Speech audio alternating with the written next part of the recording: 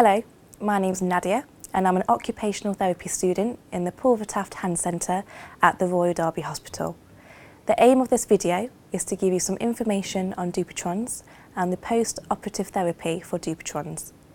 Dupuytren's is a condition that affects the hands and the fingers. It causes one or more fingers to bend into the palm of the hand. This can affect both hands or just one hand, and sometimes affect the thumb.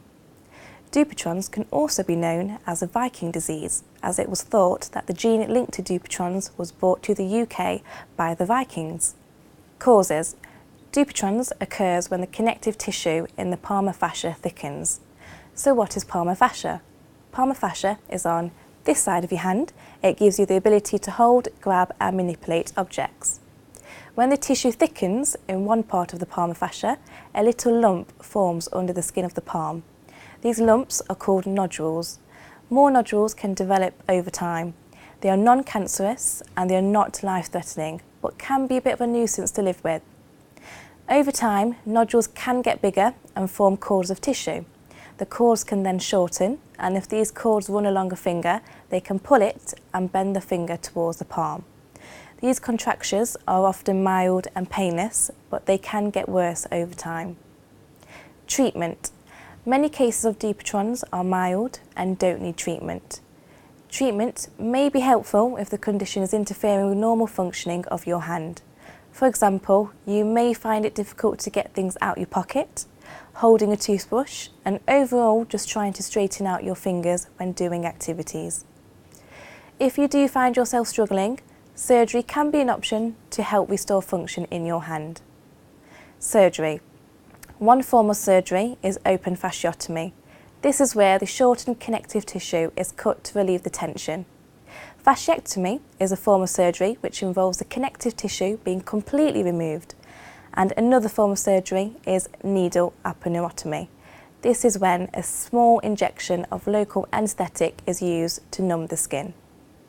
The needle is then put through the numb patch of skin to cut the tight Dupuytren's tissue. Surgery risks. It is also important to be aware of the risks of surgery. Some risks that could happen following from a surgery for Dupuytren's are splitting of the skin with a needle, joint stiffness, infection of the wound, scarring, hematoma, which is blood-filled swelling whilst the wound is healing from a surgery. However, it's important that you do discuss the risks of surgical treatments for Dupuytren's with your GP or your surgeon. Post-op treatment. Depending on the nature of your contracture, your hand therapist may give you a splint to help keep your fingers straight. A splint would also help with muscle memory and help improve overall function of your hand. Your therapist will have provided you with a stocking net just for added comfort when wearing your splint. Your therapist may also provide you with exercises to encourage extension and prevent stiffness in your fingers. Examples of exercises involved are straight fist, bending all the fingers and then straightening them. Hook fist, keeping the knuckles straight, bend the fingertips down and then straighten out. Full fist, bending all the joints of the fingers so that the tips are nicely tucked into the palm to make a fist and then straighten out. Post-op care. Following from your surgery, your therapist may advise you on some post-operative care. They may advise you to carry out some scar management to help with wound healing.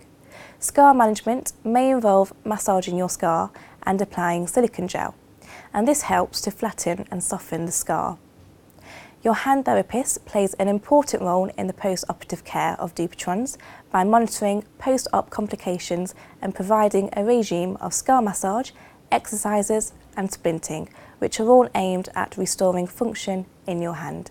I hope you found this video useful today. Thank you for watching. Goodbye.